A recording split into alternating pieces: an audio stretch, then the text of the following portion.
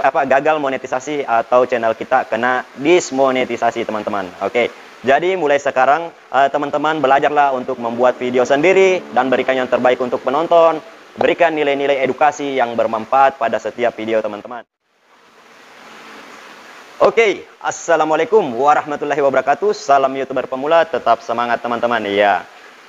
Di video kali ini saya akan berbagi atau sharing sedikit tentang masalah peraturan YouTube terbaru, penyebab gagalnya monetisasi channel, penyebab gagalnya pengajuan monetisasi atau dismonetisasi channel yang sudah dimonetisasi. Jadi mungkin banyak teman-teman kita yang YouTuber pemula atau yang sudah monet ya, kena hal ini, kena dampaknya teman-teman. Jadi pada saat pengajuan monetisasi itu tidak diterima oleh YouTube, atau ada di antara teman kita yang channelnya sudah monet namun kena dismonetisasi atau artinya kena pelanggaran ini, makanya channelnya di dismon teman-teman. Iya. Jadi di sini saya membahas dua hal penyebab gagalnya monetisasi itu teman-teman. Adalah yang pertama itu masalah konten berulang, dan yang kedua adalah konten yang digunakan ulang. Jadi dua hal ini berbeda teman-teman. Yang pertama konten berulang, dan yang kedua adalah konten yang digunakan ulang. Jadi itu kita harus lebih teliti dengan kedua hal itu ya teman-teman. Dimana apa yang dimaksud dengan konten berulang? Di sini kita bahas yang pertama konten berulang. Yang dimaksud konten berulang yaitu video yang sangat mirip dalam satu channel. Iya. Jadi mungkin di channelnya teman-teman ada yang videonya mirip, judulnya mirip. Nah, itulah yang dinamakan konten berulang. Karena membuat kadang yang mengakibatkan penonton kita itu sulit membedakan antara video yang satu dengan video yang satunya. Jadi itu juga bahaya. Oke, buatlah video yang temanya berbeda, judul berbeda, thumbnail berbeda. Iya, jangan sampai ada video kita itu yang mirip, yang menyebabkan penonton susah untuk membedakannya. Itulah yang dimaksud konten berulang. Nah, apa saja contoh dari konten berulang ini? Nah, contohnya yang termasuk dalam konten berulang itu ada beberapa. Yang pertama adalah konten pembacaan materi yang bukan karya kita. Jadi konten pembacaan materi yang bukan karya kita, yang kita ambil dari berita atau situs website. Itu juga tidak boleh teman-teman. Jadi mungkin ada teman kita yang membuat video seperti itu, yang mengambil situs dan dibacakan dan dibuatnya seperti dan dibuat menjadi konten.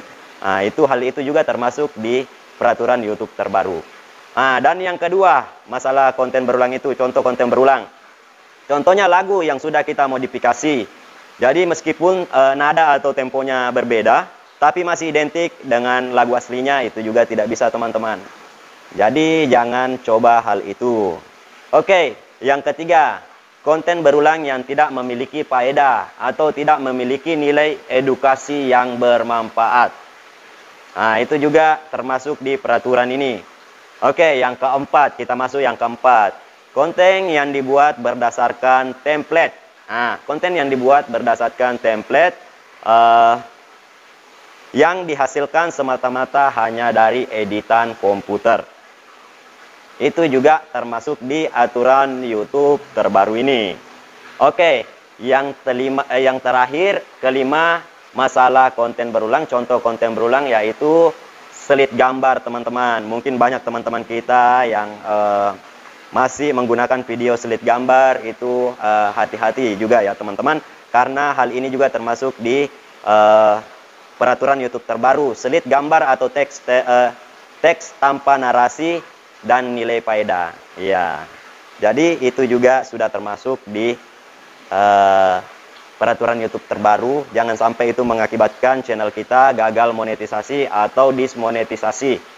Oke, itulah contoh dari yang dimaksud konten berulang. Iya.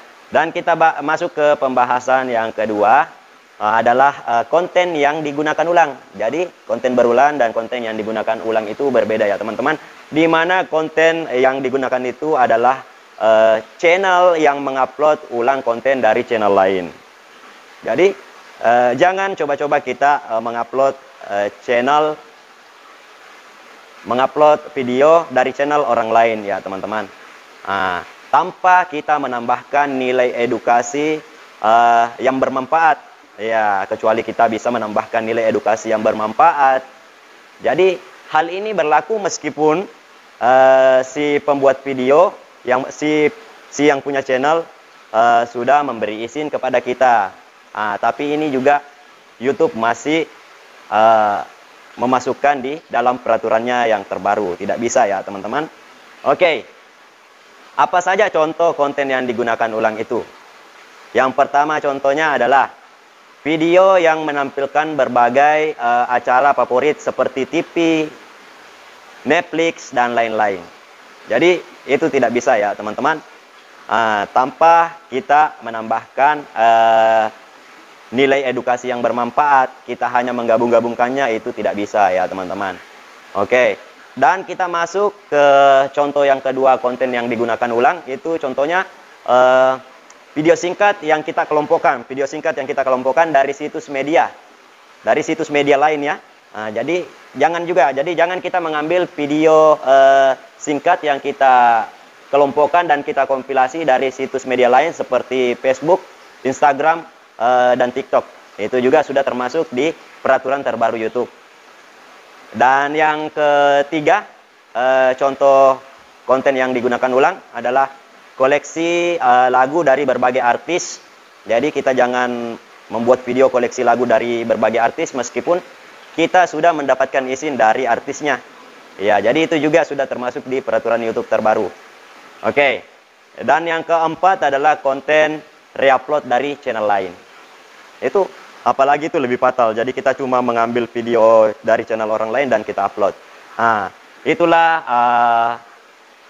hal-hal yang mengakibatkan channel kita gagal monetisasi atau channel kita kena dismonetisasi teman-teman. Oke. Jadi mulai sekarang teman-teman belajarlah untuk membuat video sendiri dan berikan yang terbaik untuk penonton. Berikan nilai-nilai edukasi yang bermanfaat pada setiap video teman-teman. Oke, jadi contohnya teman-teman malu untuk tampil di kamera, teman-teman bisa membuat,